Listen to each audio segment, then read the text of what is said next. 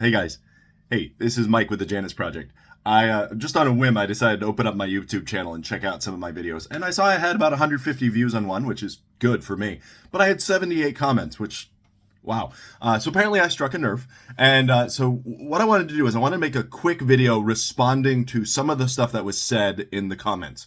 Now, most of my videos do not get anywhere near that level of views. It's just the nature of me being me in the amateur hour. Now, when you deal with Bible contradictions, here's the thing: you have to ask yourself a question. First, why has no one ever seen this before? Okay, and so you need to ask yourself that question. Why has no one seen this before? And the answer naturally is yes, it's been seen before, and it's probably been answered before. So before you come and you say, "Hey champ, answer this one," you don't have an answer for that. No, okay, I might not. However, the fact is, the doctors of the church have thoroughly studied all of this, and there is an answer. Okay, that doesn't mean it's right. That doesn't mean it's true, but there is a fact that you can find answers to any of these questions. So I saw one that was being debated for a while about Judas, and Judas. One passage says he hanged himself. One passage says his bowels split open and bled out in the field. So nobody ever saw that before. No, nobody ever knew how Judas died. Well, no, people have seen that throughout church history. No one's had a problem with it. So it leads to question number two when you're dealing with contradictions: is this really a contradiction?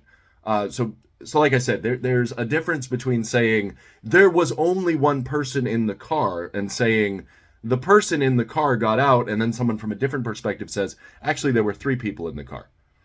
If I say the person in the car got out, I'm not clearly stating there's only one.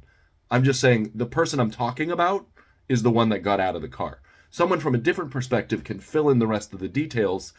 Those aren't contradictions. Now, if I said there's only one person in the car and someone from another perspective says there's three people in that car, okay, that seems more like a contradiction to me.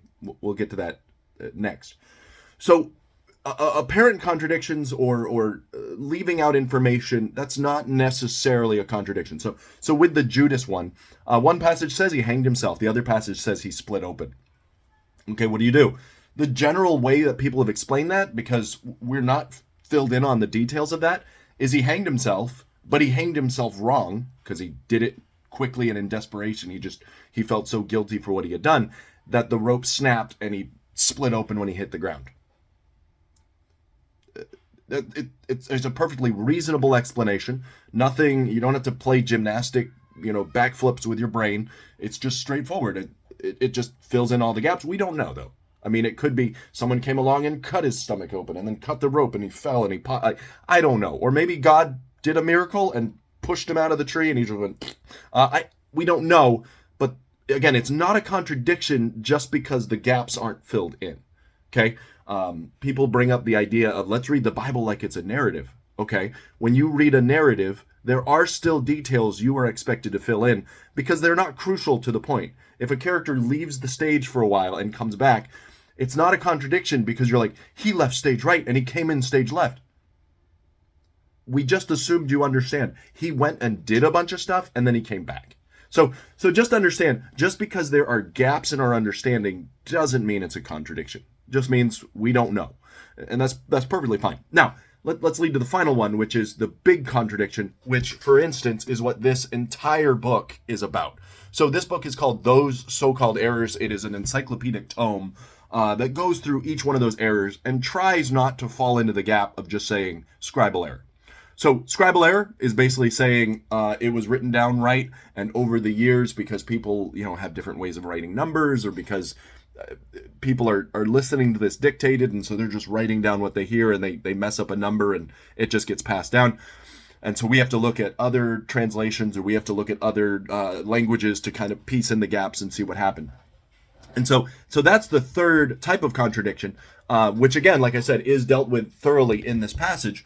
And what he tries to do is he tries to explain specifically 1st and 2nd Chronicles, 1st and 2nd Kings, where you see some very disturbing errors, it seems, as you deal with the different ages and dates and things like that. And so what he does is he gets into what he calls dynasties, and he says, all right, so this guy is said to be 20 years old, And then this passage over here says he's 40 years old. How do you rectify those two facts? The long story short, one is the guy's age, the other one is the age of the dynasty. Now, you can then get even more in detail because some of these guys reigned together. And so that becomes a little sticky where you're like, well, okay, this guy reigned together with his father for 6 months. And so that's where the time isn't quite as perfect. And this guy actually reigned, under his dad and did. And so as you look at these dates, you're gonna have to do, if you want to use the term, some mental gymnastics, not because you're trying to explain away the details, but because the timeline is so convoluted where it's like, this guy was born here and he reigned with his dad for this many years, and so technically he reigned for 24, his dad reigned for 22, but they overlap for 2, and so then when you start putting his dad's age together, his dad died at 42, even though collectively they reigned for 44. It becomes a mess where you basically have to write it out, and you're like, okay, it makes sense now. So if you want a book that's going to thoroughly explain it, show charts, dig into the details, before you just jettison it all and go, the Bible's just not true. Like I said, some of it's misunderstanding, some of it's information we are not given specifically, and some of it comes down to these cultures are dealing with stuff in different ways. So one might be dealing with it and saying, this is how old the guy was.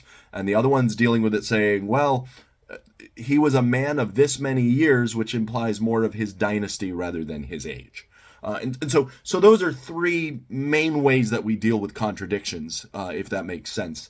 Again, go ahead, rage in the comments and let me know what you think. But again, it's not this Christians are morons, Christians don't study. No, it's we've looked at these facts and gone, okay, I can conclusively prove the Bible is right here, here, here, here, here. Okay, if I can conclusively prove the Bible's right here, here, here, here, here, I believe it has earned my trust. So therefore, when I can't conclusively prove the Bible's right here, here, here, and here, again, I'm going to take a look at what I know and deal with what I don't know in turn. This is how Jesus dealt with it. He says, if you don't believe me concerning earthly things, how are you going to believe me concerning heavenly things? And the whole logic behind that is the exact logic why we trust the Bible. If I can trust the Bible with the things I can verify, then I can trust the Bible with the things I can't verify. And if you look and you say, well, I just don't trust the Bible because I've been offended as a Christian, or it just doesn't match my moral sensibilities, whatever. And there are some legitimate arguments you could make to why you have rejected Christianity. I don't agree with them, but I think most of them deal more with, I don't want someone telling me what to do, or I was offended by a leader in the church, or this person didn't live up to their standards. There are some, I say legitimate, you know what I mean. But again, if you're reasoning through things, you can do some historical study and you can find that there are certain passages of the Gospels that will date back to within a decade or so of Christ's death. And even historical records that date back to really close to the time of Christ. And so that's why I don't doubt the history of the Bible. I don't doubt the history of the Gospels. And when I do have a misunderstanding or something I don't quite get, I can give it the benefit of the doubt because it has proven itself over here and over here and over here. And so when I don't get this little bit right here, okay, it's something I'm misunderstanding. Again, you can bring up other contradictions in the comments, but again, I think they're going to typically fall into those categories. It's going to be something that isn't a real contradiction. It's just 2 aspects of the same story. It's going to be information that wasn't filled in, and so we have to fill in the gaps because it wasn't important enough to include, or it's just a way we don't do things that way anymore, but the Old Testament did, and we have to take it into that context. Again, like I said, grab this book right here, Those So-Called Errors by Dr. Chester Koulis. He's written some, at least 2 books on the subject, and so he's pretty knowledgeable about it. He spent a long time studying these topics. So again, they're not new, they're not unexpected. It is funny to see in the comments some of the very things that I was going to get into, because again, I've looked at these issues as well. It is not lost on me that these are the common ones that come up. Guys, thank you. I hope this is helpful. Not trying to be arrogant, not trying to be brash, but I am trying to draw your attention to weaknesses in logic. And again, if you like this information, like and subscribe, share the video around. Feel free to rip into me in the comments. I'm okay with that. And hope you guys have a good day. And this is Mike signing out from the Janus Project.